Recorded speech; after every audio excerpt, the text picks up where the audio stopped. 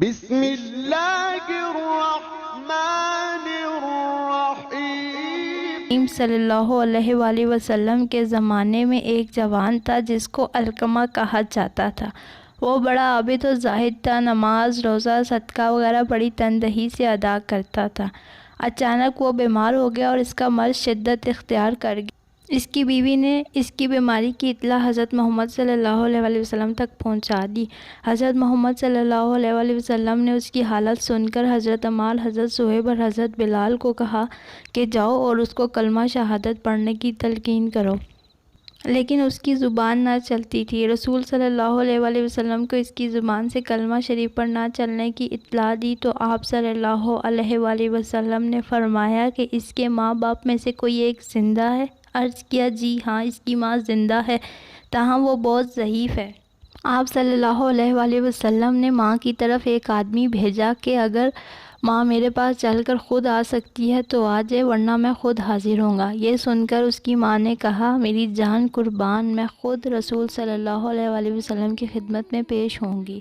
چنانچہ حضرت علقمہ رضی اللہ تعالیٰ عنہ کی والدہ حضرت محمد صلی اللہ علیہ وآلہ وسلم کی خدمت میں پیش ہو گئی اور سلام عرض کیا۔ رسول اللہ صلی اللہ علیہ وآلہ وسلم نے سلام کا جواب دیا اور کہا اے علقمہ کی ماں، سچ سچ بتا، اگر جھوٹ بولا تو اللہ تعالیٰ کی طرف سے مجھ پر وحی نازل ہو جائے گی۔ کیا حال تھا تیرے بیٹے علقمہ کا؟ عرض کیا یا رسول اللہ صلی اللہ علیہ وآلہ وسلم، بڑا نمازی، روزے رکھنے والا اور بڑا خیرات کرنے والا تھا میرا بیٹا۔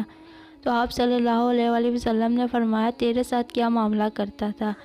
بڑھیا نے جواب دیا یا رسول اللہ صلی اللہ علیہ وسلم، میں اس سے ناراض ہوں۔ آپ صلی اللہ علیہ وآلہ وسلم نے فرمایا کیوں؟ حضرت علقمہ کی ماں نے جواب دیا یا رسول اللہ، وہ اپنی بیوی پر خرچ کرتا تھا اور میری نافرمانی کرتا تھا۔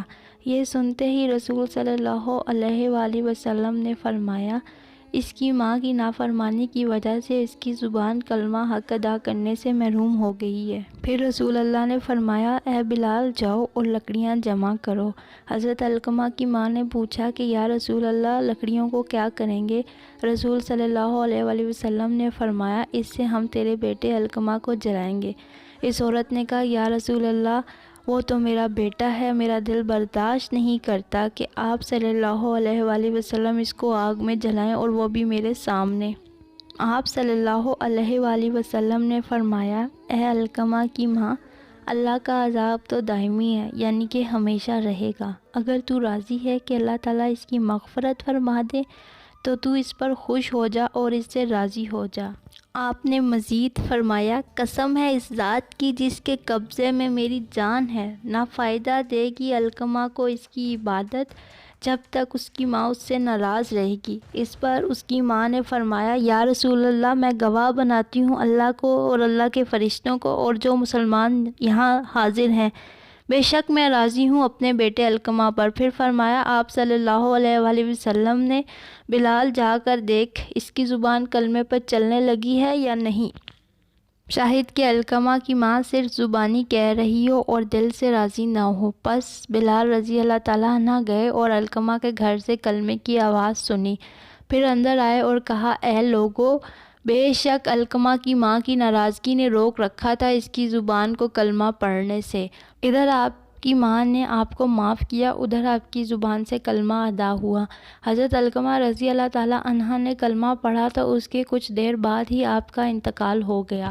پھر آپ صلی اللہ علیہ وآلہ وسلم تشریف لائے اور آپ صلی اللہ علیہ وآلہ وسلم نے حضرت علقمہ رضی اللہ تعالیٰ عنہ کے کفن اور دفن کا حکم دیا۔ آپ صلی اللہ علیہ وآلہ وسلم نے اس کی نماز جنازہ پڑھی اور دفن کیا۔ پھر آپ صلی اللہ علیہ وآلہ وسلم نے اس کی قبر پر کھڑے ہو کر فرمایا اے مسلمانوں کی جماعت، جو ترجیح دے گا اپنی بیوی کو اپنی ماں پر تو اس کے اوپر لعنت ہے، اللہ تعالیٰ کی اور فرشتوں کی اور تمام لوگوں کی۔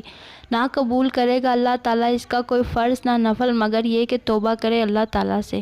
تو دوستو، اللہ تعالیٰ نے اور حضرت محمد صلی اللہ علیہ وسلم نے ماں کی نافرمانی پر بہت سخت سزا سنائی ہے، اس لیے ہم سب کو اپنی ماں کی فرما برداری بجا لینی چاہیے۔ بیویوں کا بھی خیال رکھنا چاہیے لیکن ان کی بیجا طرفداری کر کے ماں کا دل نہیں دکھانا چاہیے۔